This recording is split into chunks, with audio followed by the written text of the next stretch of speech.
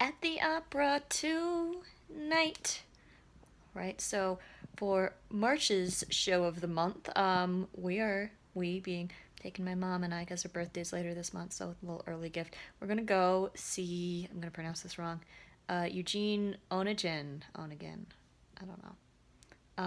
Gonna to the opera, which I'm very excited for. I really want to get more into opera and learn more about it.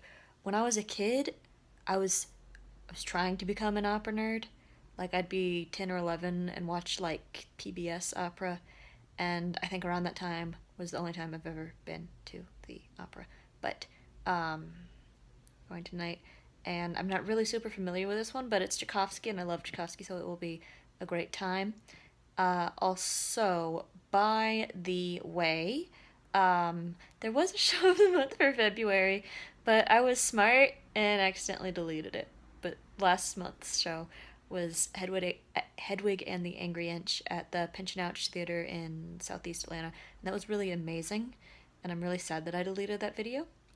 But I'll link down to Pinch and Ouch as well, because even though Hedwig has closed, it was it was such a good show that I'm sure that anything else there would be great. And Atlanta people, you should go out and support them and all that. So that's that. As per usual, I'm even tireder than I look, and I look pretty damn tired. I learned something. Onegin. That's how it's pronounced. I was wrong at the beginning. Anyway, it was a wonderful show, and I'm so glad I went.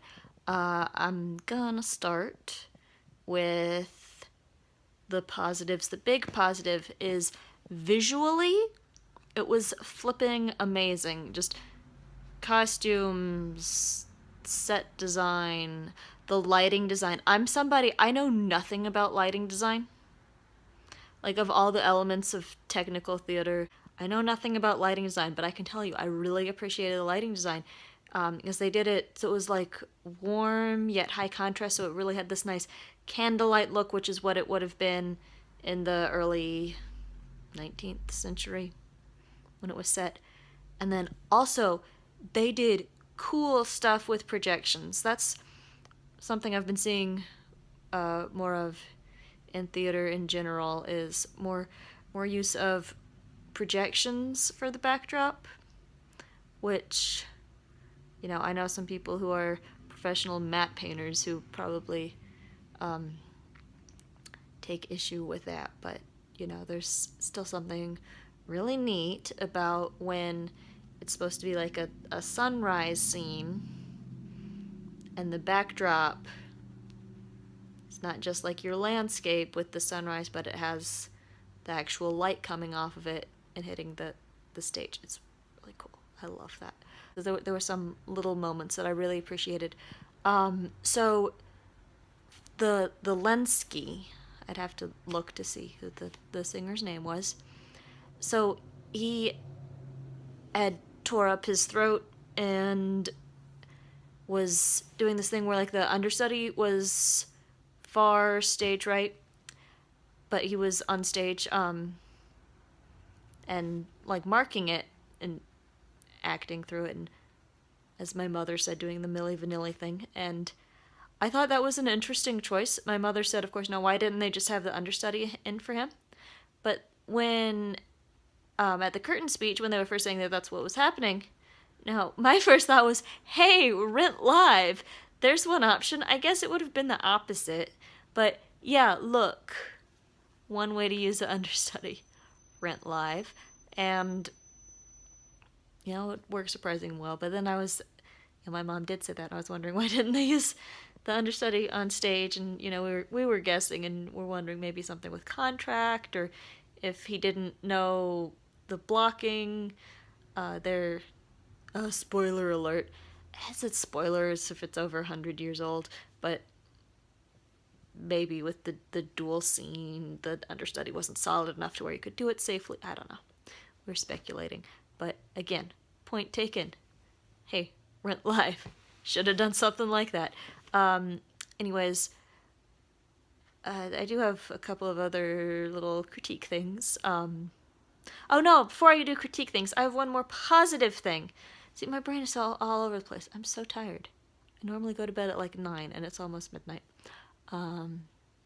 Is the first ballroom scene. I loved the choreography in it because they did like this stampy thing when their feet, when they're all going,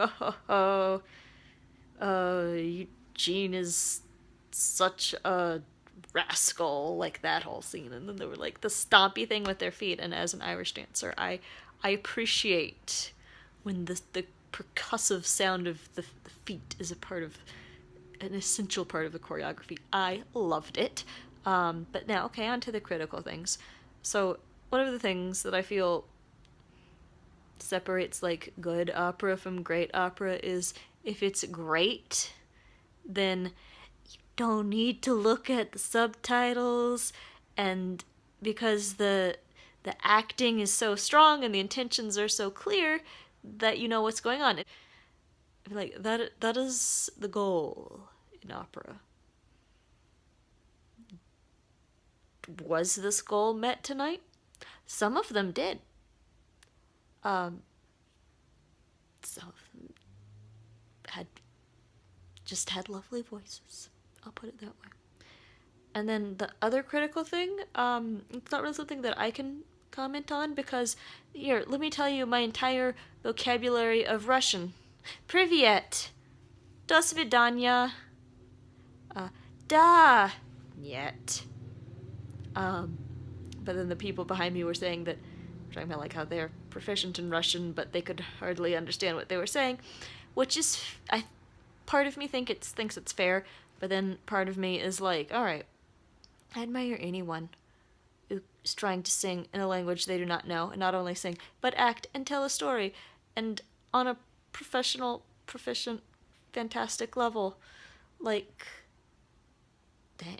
Like, that's just overwhelming, you know? And so, you know, I gotta give him props. But with what little Russian I knew, I could understand some of it.